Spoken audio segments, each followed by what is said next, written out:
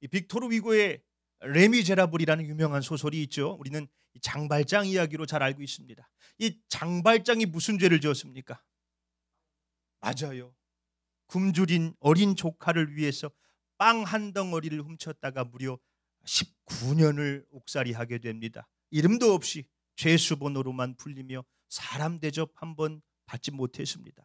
석방된 후에도 세상은 그를 전과 잘하는 이유로 받아주지 않습니다. 문전박대, 굶주림과 추위, 그의 삶은 벼랑 끝이었지요. 그러던 어느 날 이 장발장이 한 성당 밑에서 추위에 떨며 억지로 잠을 청하고 있었습니다. 그 모습을 본 신부님이 그를 성당 안으로 초대합니다. 어서 들어오세요. 맛있는 식사를 대접하고 따뜻한 잠자리를 제공합니다. 얼마나 감사합니까? 그런데 장발장은 그 신부님의 호의를 배신합니다. 모두가 잠이 든 깊은 밤을 틈타서 성당 안에 있는 귀한 은식기들을 훔쳐서 달아난 것입니다. 그런데 꼬리가 길었던지 다음날 경찰한테 붙잡혔습니다. 경찰은 곧장 장발장을 신부님 앞으로 끌고 왔습니다. 신부님, 도둑 붙잡았습니다. 이 녀석이 성당 은식기들을 훔쳐놓고서는 무슨 신부님이 줬다는 말도 안 되는 거짓말을 하던데요. 그때 이 신부님이 뜻밖의 말을 하지요. 네, 그 사람 말이 맞습니다. 제가 줬습니다. 경찰은 놀라고 장발장은 얼어붙었어요. 신부님은 가장 귀한 은초대 한 쌍을 꺼내서 장발장의 양손에 쥐어주며 말합니다. 아니, 왜 이것은 두고 가셨습니까? 가장 귀한 것인데 이것도 가지고 가셔야지요. 그리고 이제부터 이 촛대로 당신의 인생을 밝히십시오. 하나님께서 당신을 어둠 속에서 건져내셨습니다. 그 순간 장발장의 영혼 전체가 뒤흔들려요. 나는 세상을 증오했고 세상은 나를 증오했는데 신부님의 말이 내 영혼을 어루만지는구나. 어떻게 저럴 수가 있는가? 신부님의 말 한마디면은 나는 다시 감옥으로 끌려가 채찍에 맞고 고문을 당했을 것이다. 그런데 신부님은 나에게 자유를 줬구나. 신부님은 장발장의 죄가 아니라 그의 고통 앞에 멈춰선 것이지요. 그 멈춤은 장발장을 완전히 다시 태어나게 했습니다. 새 사람이 된 것이지요. 타인의 고통을 품어안는 그 마음이 한 사람의 인생을 바꾼 것입니다. 본문 말씀 2절이지요.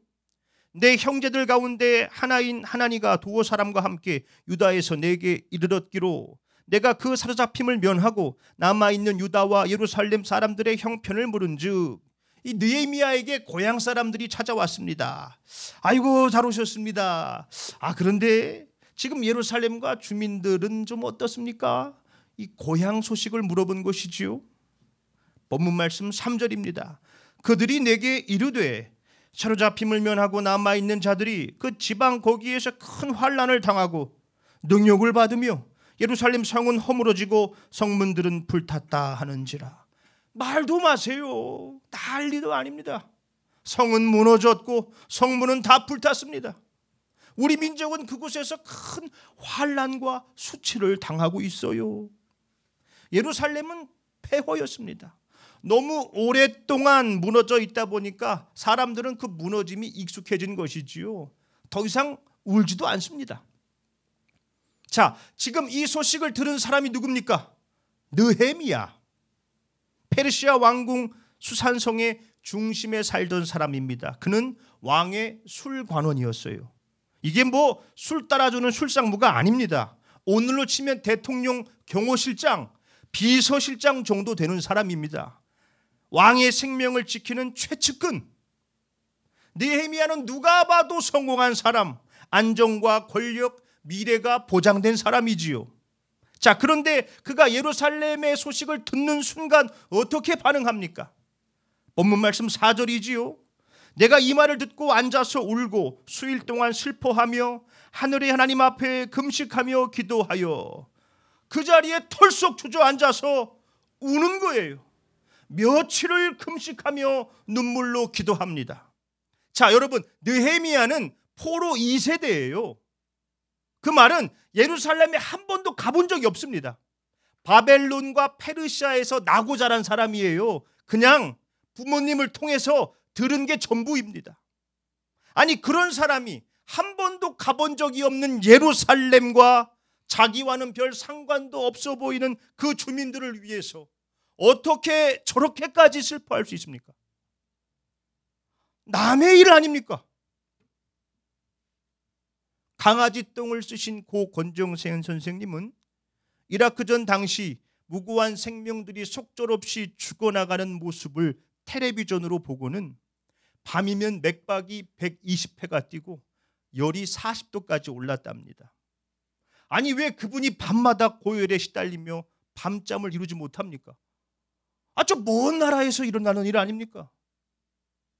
세상의 아픔에 아파하시는 하나님 아버지의 마음을 고스란히 느꼈기 때문입니다.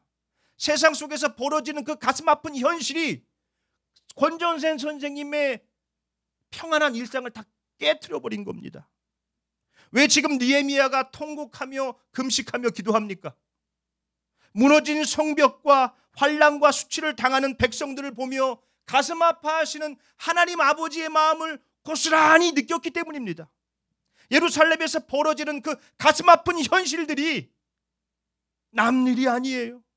느헤미야의 평안한 일상을 다 깨트려 버린 것이지요. 오늘날 우리의 삶에도 무너진 예루살렘이 있습니다. 어쩌면 이 시대의 문제는 재건되지 않은 성벽이 아니라 이어지지 않은 마음들일 것입니다. 서로의 고통을 들어주지 못하는 시대. 가까운 이들의 눈물조차도 우리들의 마음을 흔들어 놓지 못합니다. 너만 힘들어?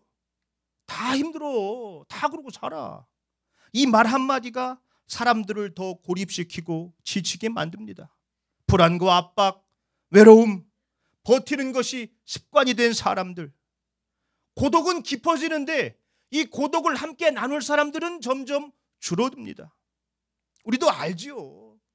누가 힘들어 보이는데 괜찮아요? 무슨 일 있습니까? 한마디 건네야 하는데 이 바쁘다는 이유로 괜히 부담 주지 말자는 생각으로 그냥 지나칠 때가 얼마나 많았는지요. 우리의 문제는 상처가 많은 것이 아니라 그 상처 앞에 멈춰설 수 있는 마음이 없다는 것입니다. 이 시대가 잃어버린 마음, 타인의 고통 앞에 멈춰서는 마음입니다. 느헤미야는 이스라엘 백성들의 아픔을 자신의 미래보다 앞서 놓습니다. 그 마음이 기도가 되고 그 기도가 결단이 되고 그 결단이 사명이 됩니다. 느헤미야는 다짐해요. 내가 예루살렘으로 가야 한다. 내가 가야 한다. 그 길은 보장된 미래를 포기하는 길입니다. 고생길이 훤한 길이에요. 그러나 그럼에도 불구하고 느헤미야는 그 길을 선택합니다.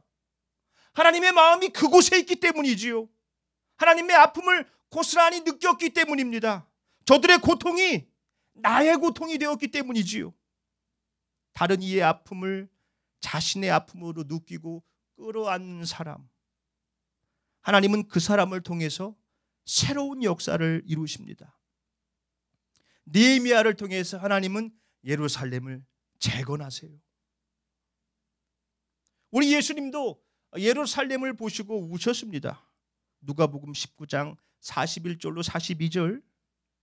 가까이 오사 성을 보시고 우시며 이르시되 너도 오늘 평화에 관한 일을 알았더라면 좋을 뻔하였거니와 지금 내 눈에 숨겨졌도다. 예수님은 무너질 성전을 보시고 우신 것이 아닙니다. 하나님이 주신 평화를 알지 못하고 멸망을 향해 내딛는 자들을 보시고 우신 거예요. 예수님의 눈물은 죄인의 고통 앞에서 멈춰 서신 하나님의 눈물이지요. 십자가는 우리의 죄값만 치르신 사건이 아닙니다. 하나님이 우리의 상처와 고통 앞에 서신 사건이에요. 그 십자가에서 우리의 모든 아픔을 끌어안으셨지요. 우리가 누군가의 고통 앞에 멈춰서는 것은 다른 이의 아픔을 나의 아픔으로 끌어안는 것은 예수님의 마음에 참여하는 것입니다. 예수님의 눈물을 조금이나마 닮아가는 것이지요.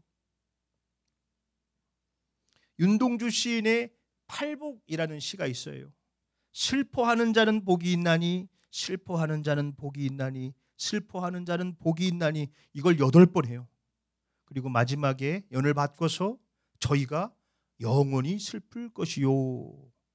예수님의 산상수훈을 패러디한 것이죠. 애통하는 자는 복이 있나니 그들이 위로를 받을 것이며. 자, 그런데 이것을 슬퍼하는 자는 복이 있나니로 바꿔서 8번을 반복하고 마지막에 저들이 위로를 받을 것이며가 아니라 저희가 영원히 슬플 것이며로 끝을 맺어요. 어떤 이들은 이 시를 보고 윤동주가 암울한 시대 속에서 신앙을 저버렸다고 말합니다. 그런데 김은교 교수는 그것은 전혀 잘못된 해석이라고 말해요. 이 시를 쓴 뒤 6개월 뒤에 십자가라는 시를 썼어요. 그 시에서 윤동주는 괴로웠던 사나이, 행복한 예수 그리스도를 노래합니다. 십자가의 고통이 행복이라는 것이죠. 그리고 11개월 뒤에 그 유명한 서시를 썼어요. 죽는 날까지 하늘을 우러러 한 점 부끄럼 없기를 잎새에 이는 바람에도 나는 괴로워했다. 별을 노래하는 마음으로 모든 죽어가는 것을 사랑해야지. 모든 죽어가는 것을 사랑하겠다는 것은 슬픔, 아픔, 고통을 사랑하겠다는 것이지요. 하나님의 마음을 아프게 하는 것들, 죽어가는 영혼들, 헐벗은 영혼들, 상처받는 이들, 그들을 보며 함께 아파할 수 있는 것이야말로 복이라는 것입니다. 때로는 그 슬픔이 나의 평안한 일상을 깨트릴 수도 있습니다. 그 고통 앞에 멈춰서서 다른 이의 아픔을 나의 아픔으로 끌어안아야 될 때도 있지요. 그러나 주님은 말씀하시지요. 마태복음 5장 4절, 애통하는 자는 복이 있나니 그들이 위로를 받을 것이며. 물론 우리가 느헤미야처럼 다 내려놓고 모두 예루살렘으로 갈 수 있는 것은 아니지요. 그러나 하나님께서 내 눈앞에 두신 작은 예루살렘들이 있어요. 가정과 이웃, 주님의 몸된 교회의 무너진 마음 앞에 오늘 한번 조용히 멈춰 서보라는 하나님의 초대는 우리 모두에게 있습니다. 그 고통 앞에 서서 그 아픔을 내 아픔처럼 느끼고 끌어안는 이들을 통해서 하나님은 오늘도 우리 가정을 재건하시고 우리 교회를 재건하시고 이 땅을 새롭게 재건하신다는 것입니다. 우리 행복한 교회가 그렇게 귀하게 쓰임받게 되기를 축원합니다. 그런 마음을 품는 자들이 참된 주님의 위로를 경험하는 것입니다. 애통하는 자는 복이 있나니 그들이 위로를 받을 것이며. 그래서 이 느헤미야의 이름의 뜻이 여호와께서 위로하셨다예요. 느헤미야. 우리 행복한 교회 모든 성도님들이 느헤미야의 이름처럼 하나님의 참된 위로를 깊이 경험하는 예수님의 마음을 품는 자들이 되시기를 예수님의 이름으로 축원합니다.